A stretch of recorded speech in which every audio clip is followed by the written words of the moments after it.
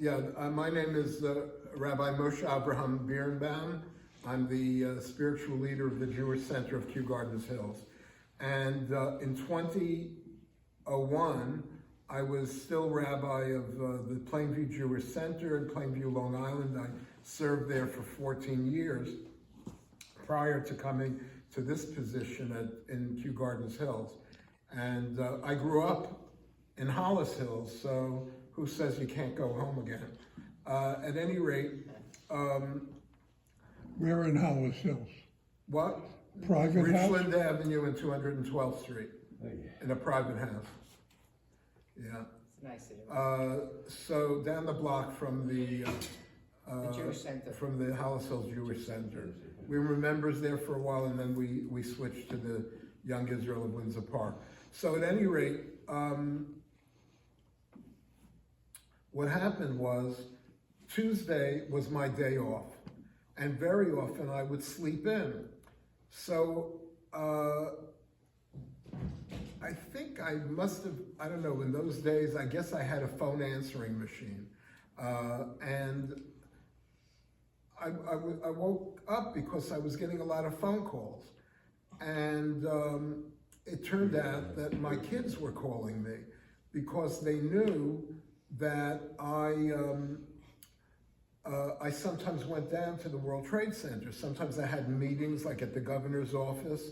The governor, actually I had officiated at a wedding at Windows on the World.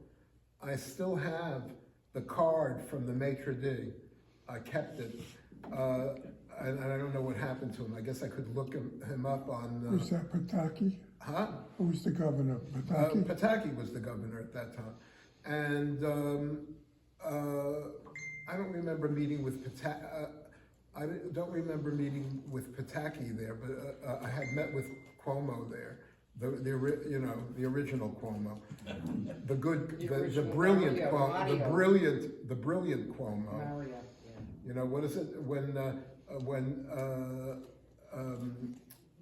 Quayle, who became vice president under H.W. Bush, was debating that senator from Texas who was running as the vice president for the Democrats, Lloyd Benson, I think it was. And so I can say about Andrew Cuomo what Lloyd Benson said about Dan Quayle. I knew Mario Cuomo, and I had meetings with Mario Cuomo, and I followed him because I was at the New York Board of Rabbis, and Rabbi Moshewitz, Olav Shalom, gave Mario Cuomo his big start in politics. And I can tell you, Andrew Cuomo is not like his father. He's no Mario Cuomo. But at any rate, to go back to this, so I'm getting these phone calls, and then I'm up already. So I turned on the television. It must have been about 10 o'clock. So it was after the second, and I'm looking at the video, and I see the first plane. It's reruns. And then I see the second plane. So my reaction was the same as yours. We're under attack. As a matter of fact, later on I said, had the mamzerim, the bastards, had done it properly, they would have done it later.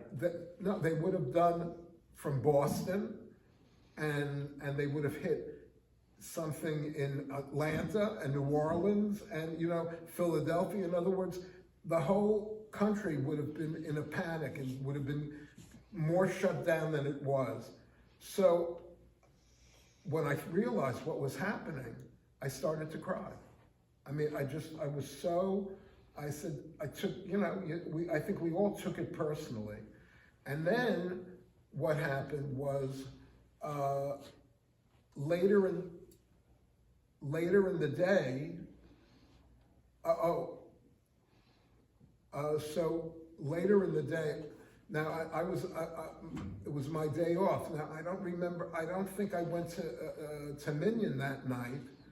I didn't go in the morning. I wasn't going to, because the cantor covered Tuesdays. But as I said, I slept in. And I don't remember if I went for Minyan because what happened is I got a call that one of my congregants was missing. He worked in in one of the towers. He worked for that. Cantor Fitzgerald? Yeah, Cantor Fitzgerald. He had worked for Deutsche Bank and had just transferred to Cantor Fitzgerald, and so all his friends and his wife's friends and me, we all went to the house. We all had I guess, did we have cell phones in those days? I They were don't. just coming up. You might have. I might have. I don't think I was late in getting a cell phone, but there were, whatever it was. All I remember is making a lot of phone calls to hospitals, to people I knew, people in the police department, and then of course in the end, he was missing. And had he survived, I would probably still be the rabbi at the Plainview Jewish Center, because he would have been an officer. He was a terrific guy, and he would have been an officer, and I wouldn't have had the garbage leadership I had at the end of my 14 years there. And it was a very good run, and about 10 years, 12 years in, and then really incompetent people took over, which is one of the reasons Was that that I on left. Minetta What? Hill Road or Southwest Bay Road? What's that? Temple. No, it was a Floral Park, a Floral Drive, Floral Park. It was in the wrong place. The rabbi, my predecessor, wanted them to be on Minetta Hill Road, which would have been good, but they had a farmer. When the synagogue was established, there were a lot of farms still, and there was a Jewish farmer who gave them land. So they built it there, and then a development was built around it. You wouldn't know where this congregation was unless you actually were there. So they didn't have the free advertising that Midway Jewish Center had on South Oyster Bay Road, or even a private synagogue. A guy, Applebaum had a synagogue, a quasi-Orthodox synagogue, Right. and then there were at that time there were two congregations on Minetta Hill Road. At any rate, so that was the beginning, and then people started coming to shul, even to Minyan, and so and I also was a nursing home chaplain, and I was also I think at that time I was a nursing home chaplain. And so we dealt with all of this, and what happened was, after a day or two, the air changed in Plainview, and I'm sure you must have experienced it as well, even more severe. And you could smell. There was a scent in the air that came from that. I didn't go into the city for months. I think the first time I went into the city was I had a wedding. The wedding was supposed to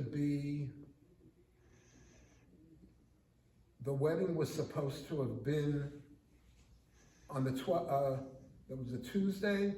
It was supposed to have been that weekend, but they postponed it. And it turned out that the wedding was changed to be New Year's Eve, and it was at the St. Moritz on Central Park South, and that was the beginning of where you had to go in, because they had the New Year's dropping the ball, but it was very tight security. And I had to go in a roundabout way to get in, because I was officiating at a wedding. The last thing that I'll share with you is that on Hanukkah, the New York Board of Rabbis arranged for each night of Hanukkah, a different rabbi would go in and do some sort of a service. In Times Square? What? In Times Square? No, at Ground Zero. Oh, okay. At Ground Zero. So one of my congregants hired a bus that took 14 people. I went and we first come, first serve. Whoever wanted to come down with me, and a lot of people didn't really want to go down there. You know, And- the cutoff was Canal Street. They wouldn't let you pass Canal Street. So at any rate, and I asked the family that had lost their husband and father Don't forget we have to take down those things. if they wanted to attend. And the girl, the daughter, and I don't remember if she had she was a bat mitzvah girl. Wow. And and in the end, we found a way to allow her to have a bat mitzvah, without violating laws of mourning. Right. And she, Danica Ruhalter, the deceased was Adam Ruhalter, Olav Shalom, Hashem Yinkam Damo, may God avenge him. Terrific guy. We've been becoming very close in the short time that we really got to know each other. Because basically I got to really know, they were like 3-day-a-year Jews, but then their daughter was going to be bat mitzvah. So we became close. And your rabbi. What? Are you cutting me off? Yeah. I'd like to say, Does everybody else want to me to cut You off? continue. I thought it was supposed to be 20 minutes. It's not even 20 minutes. He does this to me all the time. I'm used to it. No, he does continue. everybody. I'm used to it. Okay, so at any rate, I'll finish with this. So I went, so we go down for the service, and I had just gone to a concert of the Yiddish Philharmonic, and one of the people in this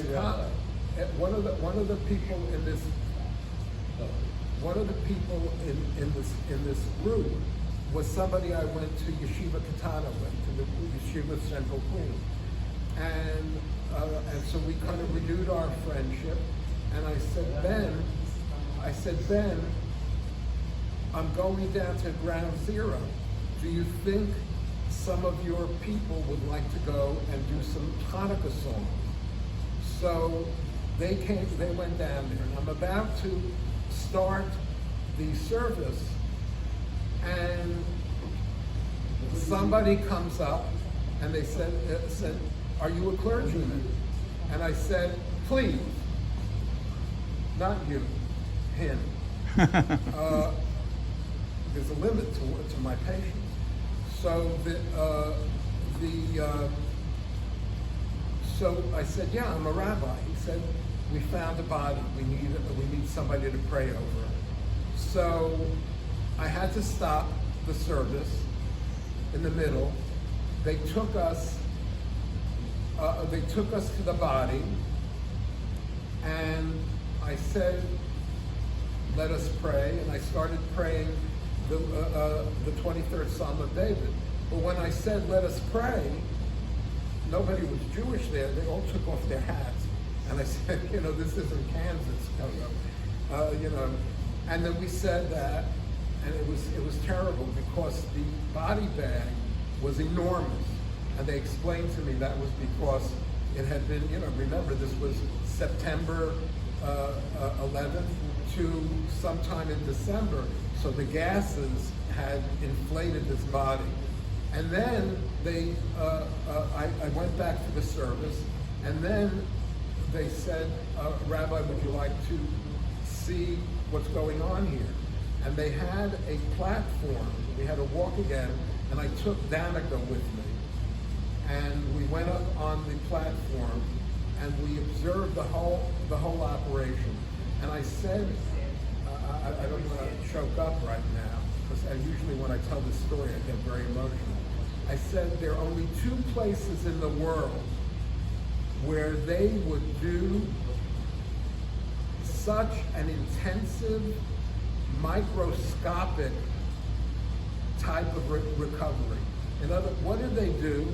You have a front loader would take the earth, and very gently, the earth would be dropped into a dump truck.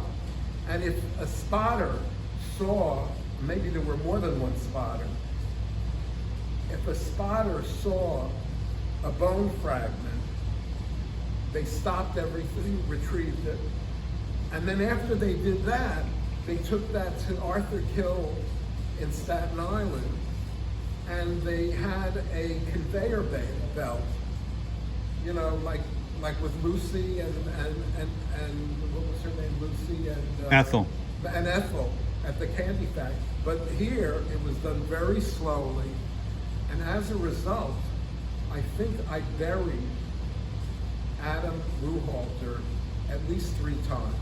The first time we did it in a full, with everybody present. We did it with a full casket, and I was told by the funeral director, inside was an envelope with a piece of bone. And then that happened a second time, and maybe a third time, maybe even a 4th time. And we reached the limit, because at that point, we had put in, on top of it, several baby caskets. At first, the father, at first, the father-in-law and the brother came with me. Then I think the father, one came to me, and then I had to do the last funeral by myself. They couldn't take it anymore. And the last piece that we got was part of the spine. So we knew that that really, from the point of Jewish law, means we knew that he was absolutely a casualty. So that's my story. I could tell you much more, but I don't want a massacre here by another 9/11 massacre led this time by Jack. You had said that there's 2 places. What? You had said there's 2 places that this would occur. Oh, the other one is The other Israel. place would be Israel? The other one was Israel. The other one is Israel. In Israel, they have a group called Zaka. Have you ever heard of Zaka? Zaka is an emergency burial society, and they sometimes consult with Rabbi Zone, who is an expert on end of life issues, and they will, like I remember, I was in Israel once when there was a terrorist attack at the central bus station in Tel Aviv, and our group went down there, and what we understood was it was an explosion, and there were pieces of human remains that were, you know, put on, you know, that were like small pieces that were like yards away, meters away, and they will make sure that every bit gets buried. And I said the only 2 places in the world that would do this, would be so concerned about the dead, would be New York City and Israel. You know, my doctor, Dr. Schrechter, Yeah. his son volunteered to go to Israel. And he's in that group, Exactly. identifying the bodies. It's a good group to contribute to. So let's go and now eat pizza. Is it